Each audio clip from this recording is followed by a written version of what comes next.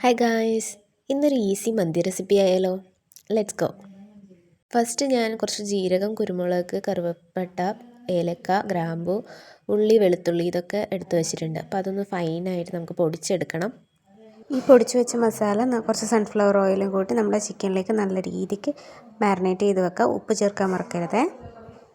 Marinate ചെയ്ത് വെച്ചതിന് ശേഷം ഒരു ആവി കയറ്റുന്ന പാത്രം എടുക്കുക. ആവി കയറ്റുന്ന പാത്രം എടുത്തിട്ട് ഒരു 2-3 ഹവേഴ്സെങ്കിലും നമ്മൾ മാരിനേറ്റ് ചെയ്ത് ചിക്കൻ വെക്കണം. ഞാൻ ഒരു 1 ഹവറേ വെച്ചിട്ടുള്ളൂ.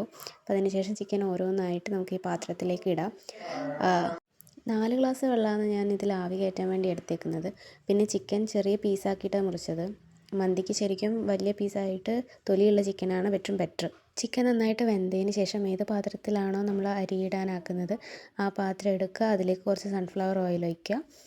ശേഷം നമ്മൾ നേരത്തെ മാറ്റി വെച്ച ഉള്ളി, വെളുത്തുള്ളി, പച്ചമുളക് ഇതിലേക്ക് ഇട്ട് കൊടുക്കുക. എണ്ണയിലേക്ക് ഇട്ട് കൊടുക്കുക. സൺഫ്ലവർ ഓയിൽ തന്നെ എടുക്കാൻ വേണ്ടി ഓർമ്മിക്കുക.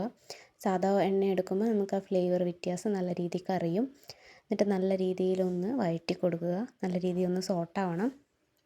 ശേഷം നമ്മൾ നേരത്തെ ചിക്കൻ ആവി കയറ്റാൻ വേണ്ടി ഉപയോഗിച്ച വെള്ളം അത് എടുക്കുക. എന്നിട്ട് കുതിർത്തി വെച്ച അരി എടുക്കുക. ഞാനൊരു 5 മിനിറ്റോളം കുതിർക്കാൻ വേണ്ടി അരി മാറ്റി വെച്ചിട്ടുണ്ടായിരുന്നു. ബസ്മതി റൈസാണ് ഇവിടെ യൂസ് ചെയ്തത്. സെല്ല ബസ്മതി റൈസ് തന്നെയാണ് മന്തിക്ക് ഉപയോഗിക്കുന്നത്. അത് കിട്ടാത്തതുകൊണ്ടാണ് ഞാൻ ഇത് ഉപയോഗിച്ചത്. പിന്നെ നമ്മുടെ ചിക്കൻ ഒന്ന് ഫ്രൈ ചെയ്യണം. അപ്പോൾ ഞാൻ കുറച്ച് സൺഫ്ലവർ ഓയിലിട്ട് നമ്മൾ നേരത്തെ ആവി കയറ്റി വെച്ച ചിക്കൻ ഓരോന്നായിട്ട് എടുത്ത് ഫ്രൈ ചെയ്യുന്നു. നല്ല രീതിക്കൊന്നും ഫ്രൈ ആവണ്ട. ഓൾറെഡി കുക്ക്ഡ് ആയിട്ടുള്ള സാധനം ആയതുകൊണ്ട് ചെറിയൊരു ഷാലോ ഫ്രൈ പോലെ ആക്കിയാൽ മതി. ഒരു കളറൊന്ന് ചേഞ്ചായി കിട്ടണം. അപ്പോൾ ഓരോ ചിക്കനായിട്ട് ഞാൻ എടുത്തിങ്ങനെ വെക്കുകയാണ്.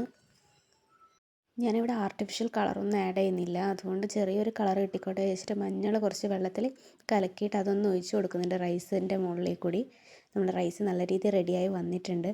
ഒന്നും കൂടി ഇളക്കി കൊടുത്തിട്ട് ചിക്കൻ അതിൻ്റെ മുകളിൽ വയ്ക്കുക.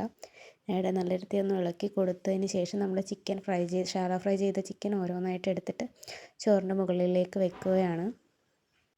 സെൻറ്ററിൽ ചെറിയൊരു സ്പേസ് വിട്ടിട്ടാണ് ചിക്കനൊക്കെ അറേഞ്ച് ചെയ്യുന്നത്. അത് സ്മോക്ക് വെക്കാൻ വേണ്ടിയിട്ടാണ്. സ്മോക്ക് വെച്ച് കഴിഞ്ഞാൽ നല്ലൊരു എക്സാക്റ്റ് മന്തീൻ്റെ ടേസ്റ്റ് നമുക്ക് കിട്ടും.